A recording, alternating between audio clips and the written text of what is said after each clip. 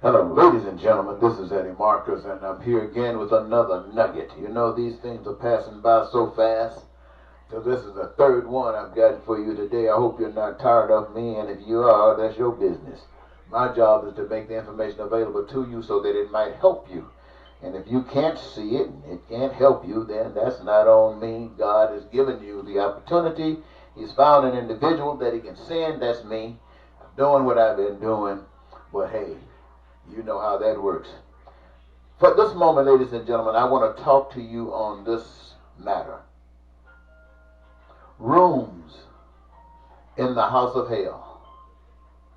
Rooms in the house of hell.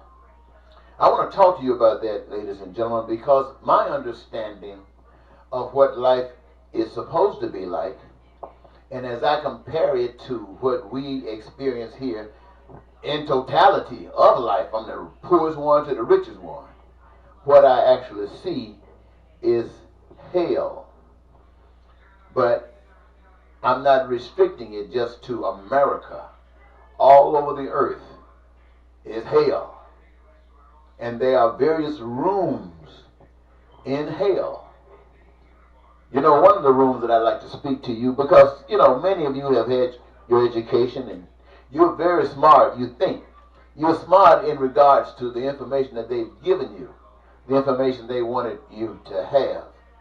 Yeah, you're smart about that, but are you smart in regards to truth? And I'd have to say you kind of lacking there, because people don't tell you the truth. They tell you what they want you to hear, or what they might say what you need to hear based upon what they're trying to achieve. But truth, are you out of your mind? No, if God doesn't give it to you through some individual work or word, then you're not getting it. And so when I say rooms in the house of hell, I'm telling you that this earth that God created to be a special place has been turned into hell by we the people. We the people. I hear turn into hell. I'm trying to straighten it out, but I played my part in it. And so, ladies and gentlemen, let me tell you, one of the rooms in the house of hell is called a communist room. Now, in the communist room, they have this political theory that advocates for class war. Are you familiar with class war? You know, to make it short and understanding, it's a war between the haves and the have-nots, between the property owners and the laborers. And that can be broken down into many other little groups. But what it really means, essentially, is some better than others, and they're fighting to prove it. Well, this, my friends, they indicate that all property is publicly owned. That means that you're in a communist country. They say all of the land, you give you the impression, it's split up amongst the people. Not so. It's split up amongst those who are allowed to own property.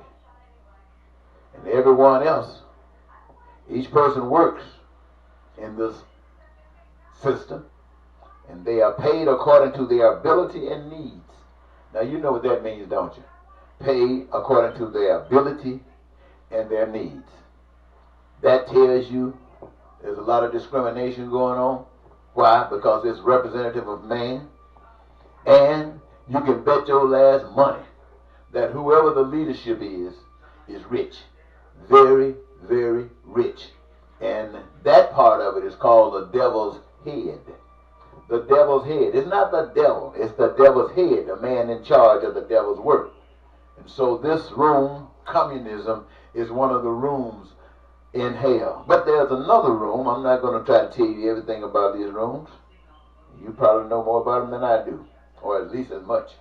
There's another room they call socialism. That's one of the rooms in hell.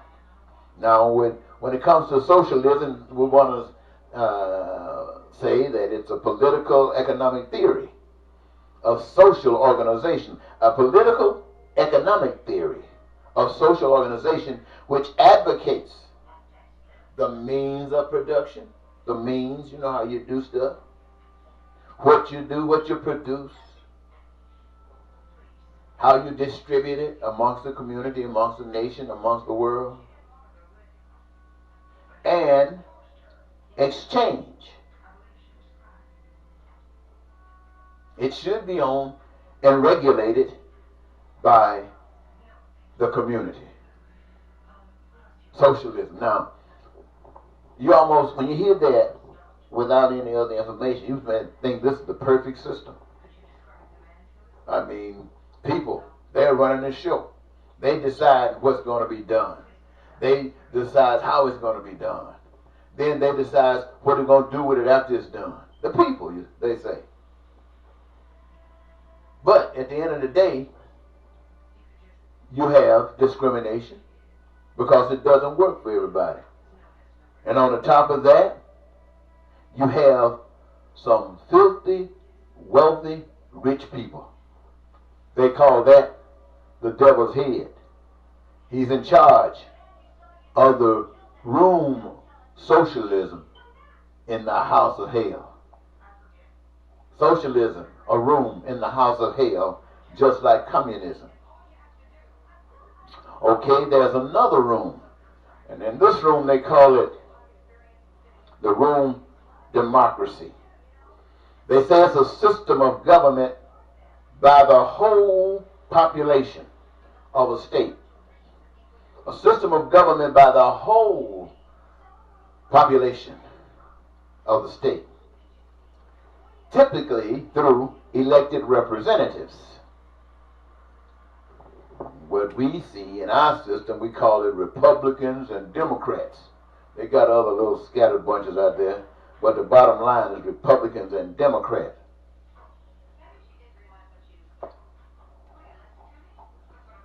But in this system, what you call a system by the whole population of a state, they're split up in their understanding about what is supposed to be done, a Republican way or a Democratic way, a conservative way or a liberal way. Ain't that something?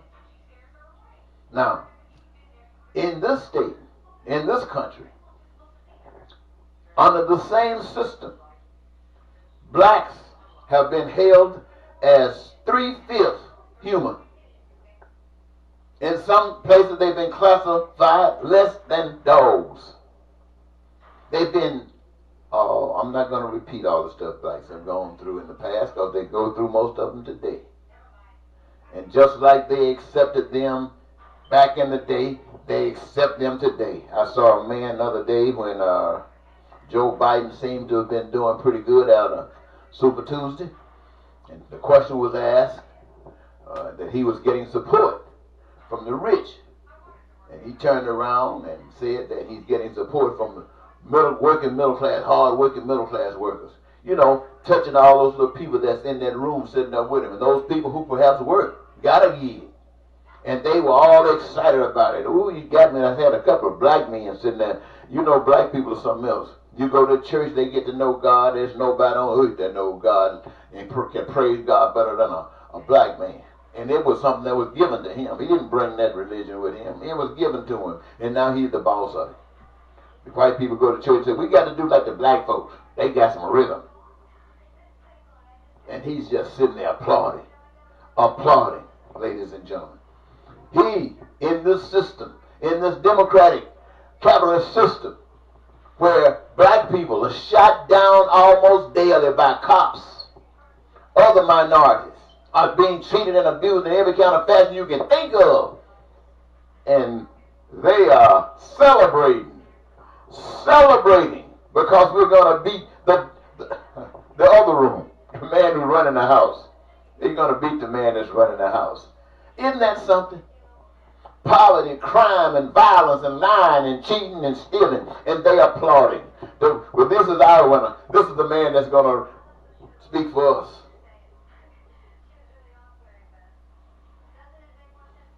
More people in prison in this country than any other country on the face of the earth, they say. I don't really know, but those are statistics that have been given to us.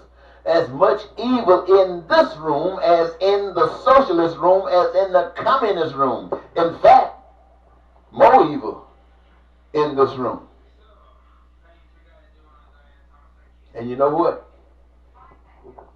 They got 1% that call themselves super rich.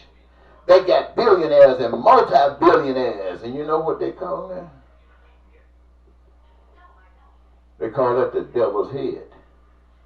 The devil's head. Okay, we got 3 rooms. You know, most houses, a lot of them got 3 bedrooms. You know, what they call 3 bedrooms.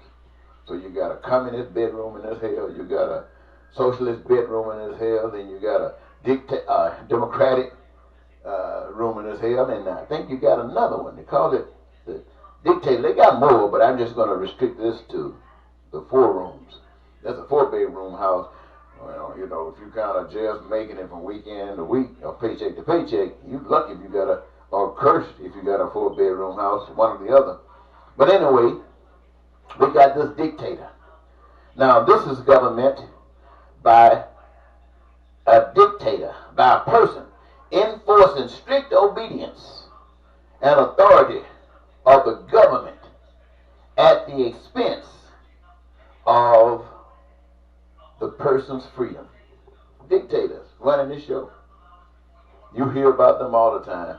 And the United States would act like they're afraid of dictators until they got one accidentally or not accidentally in the White House themselves. Partner with all the dictators. Everybody who knows him knows that he wants to be the boss of all the dictators. He's fighting to be the head of the house. He ain't gonna be the head of the house. Somebody else got that. The head of the house. So what I'm saying, ladies and gentlemen, you can walk around here saying what you want to say. But the truth is this. We, all of us, are living in hell.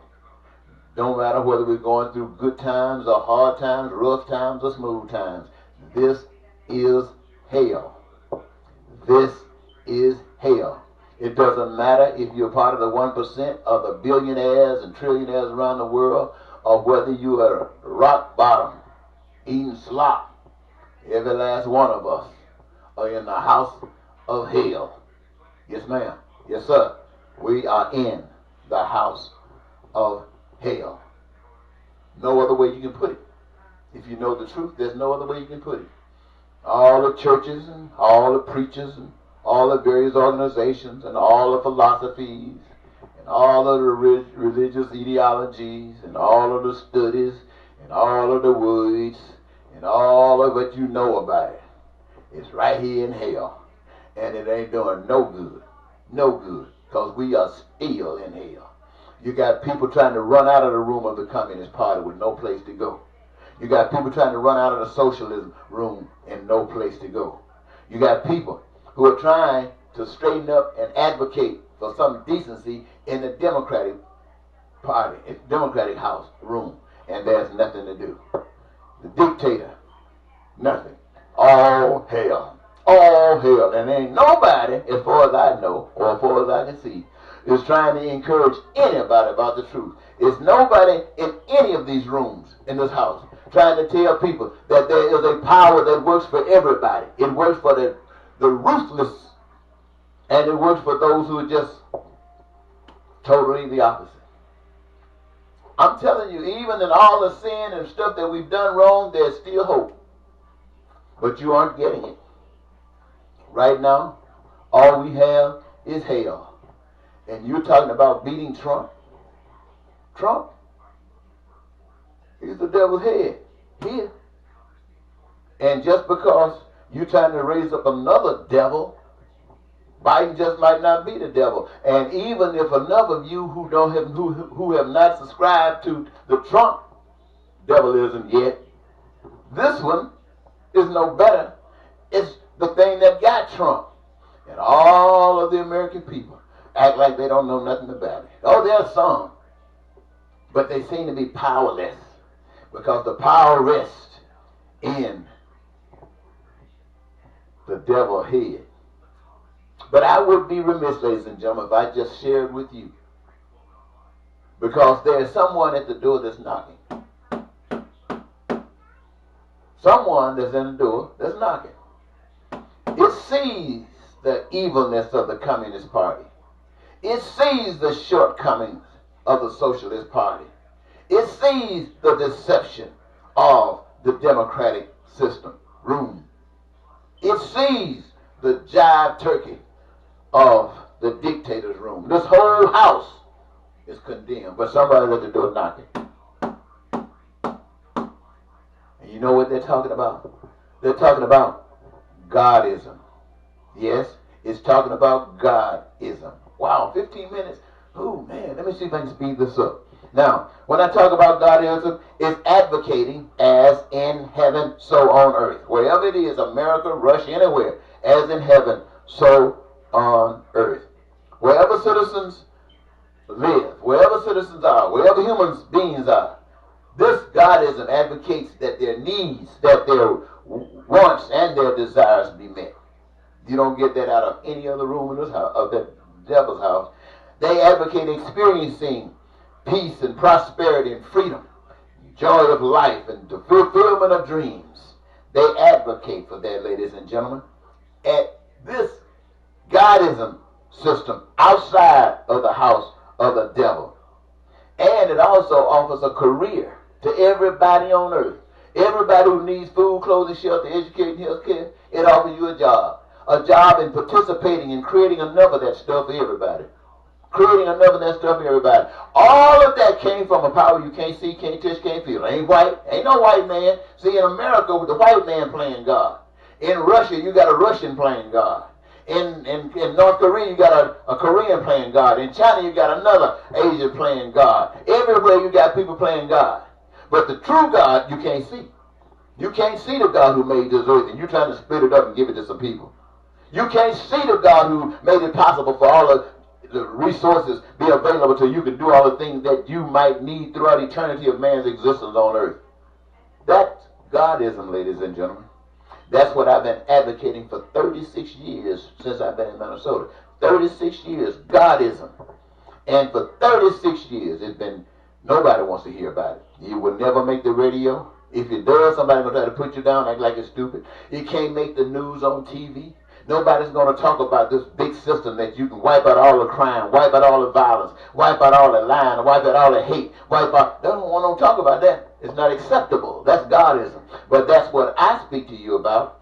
And when you go to the polls, you can vote for whomever you want because your voting expresses who you are. When I go to the polls and vote, I'm going to write in the best man to serve the people of this world. And his name is Eddie Marcus. And what is he advocating? Godism. And ain't no shame in my game. Thank you.